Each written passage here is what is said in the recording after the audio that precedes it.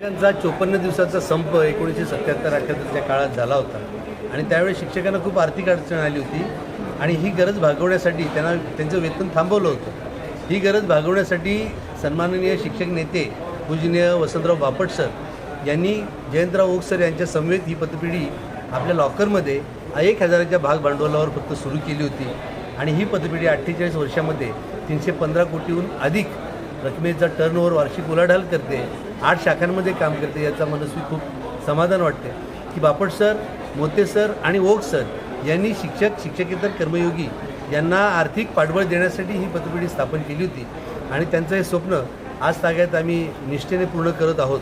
आजच्या या वार्षिक सर्वसाधारण सभेला 250हून अधिक शिक्षकेतर सभासद उपस्थित होते। शिक्षकांच्या या सभासदांच्या ज्याही मागण्या सर्वसाधारण सभेमध्ये येतात त्या सर्व मागण्यांची आम्ही नोंद घेतो आणि त्या पूर्ण करण्याचा प्रयत्न करतो। खरं तर आम्ही 10% व्याजाने कर्ज देतो, त्यानंतर आमचा स्वनिधी जो आहे त्याच्यातून आपल्याला विशेष लाभ होत नसताना आपण 11% डिव्हिडंड ही मोस्टली रक्कम जी आहे ती 69% रक्कम आपण सभासदांना वाटप केल्याच्या या अहवालामध्ये आपल्या लक्षात येतं।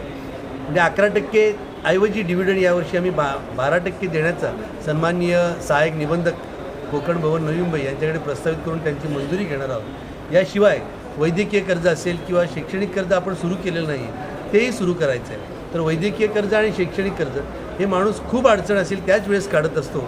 या कर्जावर 10% ऐवजी एक आकडी म्हणजे 9% व्याजाने आपल्याला ते देता येईल का यासाठी देखील आम्ही प्रयत्न करणार आहोत। त्याचबरोबर मोठं कर्ज घेताना कर्जदार सभासदाचं जर निधन झालं तर ते पूर्ण कर्ज जामीनदारांकडून वसूल करण्याची तरतूद पगारदार पतसंस्थांमध्ये आहे। त्यामुळे कोणी जामीनदार राहत नाही आणि म्हणून कर्ज देताना तांत्रिक अडचणी निर्माण होतात। यासाठी आपण 2% नापरतावा रक्कम कर्ज रकमेच्या घेत असतो आणि सभासदाचं जर निधन झालं तर त्याची वसुली जामीनदारांकडून न करता या जे आपण 2% नापरतावा रक्कम घेतलेली आहे त्यात जो 4,40,00,000चा निधी तयार झालेला आहे त्यातून आपण ती भागवत असतो। सभासदांची मागणी होती की कर्ज नूतनीकरण करताना हे पुन्हा पूर्ण रकमेवर 2% न घेता जर रिवाईजचं कर्ज असेल तर त्याच्यावर 1% घेण्याबाबत विचारविनिमय करून त्यातही निर्णय घेण्याची आज मी या सभेपुढे आश्वासित केलेलं आहे। फक्त त्याचं नीट कॅल्क्युलेशन करावं लागेल आणि त्या कॅल्क्युलेशनप्रमाणे 1%चा लाभ कोणाला द्यायचा, कुठल्या प्रसंगी द्यायचा याचं निश्चित धोरण आखलं जाईल आणि सर्व सभासदांना त्यानुसार ही माहिती अवगत करण्यात येईल। खरं तर एवढ्या चांगल्या उपस्थितीमध्ये सर्वसाधारण सभा होत नाहीत आणि एवढ्या शांततेनेही पार पडत नाहीत। काही तात्विक मतभेद असतात, परंतु एक विद्यासेवक हा आमचा परिवार आहे, एक कुटुंब आहे। या भावनेतून आम्ही सुखदुःखात एकमेकांच्या सहभागी होऊन आणि जे काही आर्थिक हातभार लावता येईल ते या निमित्ताने करत असतो। बरं, शिक्षकांच्या सदांत तुम्हाला काय समस्या जाणवल्या? शिक्षकांच्या शालेय कामकाजामध्ये समस्यांचा डोंगर आहे, परंतु पतपिढी काय करते की आर्थिक तिथे अडचण असेल तिथे हातभार लावत असते।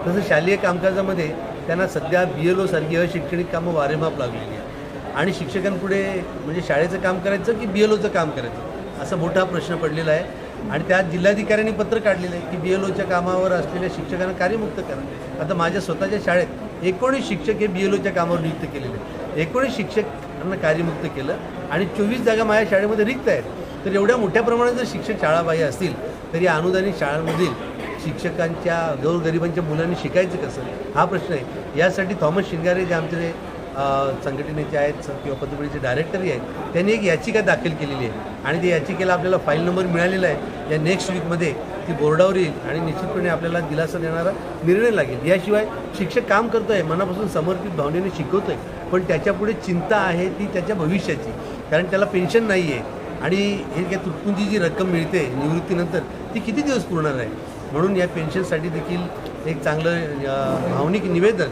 आणि आवाहन आम्ही सन्माननीय मुख्यमंत्री देवेंद्र फडणवीस साहेब यांना भाजपाचे प्रदेशाध्यक्ष रवींद्र चव्हाण साहेब यांच्या माध्यमातून दिलेलं आहे। त्या बोला, अशा इतरही काही समस्या आहेत की ज्यासाठी आता अनुदानाचा विषय असेल, वेतनेतर अनुदानाचा विषय असेल, शालेय खर्च भागत नाही, शिक्षकांची भरती होत नाही, शिक्षकेतरांची भरती होत नाही।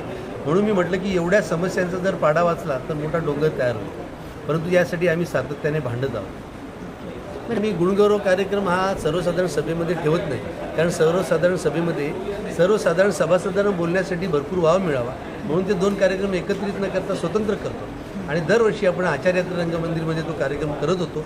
कोविडच्या काळात आपण शाखांमध्ये जाऊन केला, परंतु यावेळेस आचार्य रंगमंदिरामध्ये प्रचंड गर्दी झाली आणि पारितोषिक वितरण करताना वेळ कमी पडला आणि थोडी अनियमितता त्या ठिकाणी अव्यवस्थितपणा दिसून आला.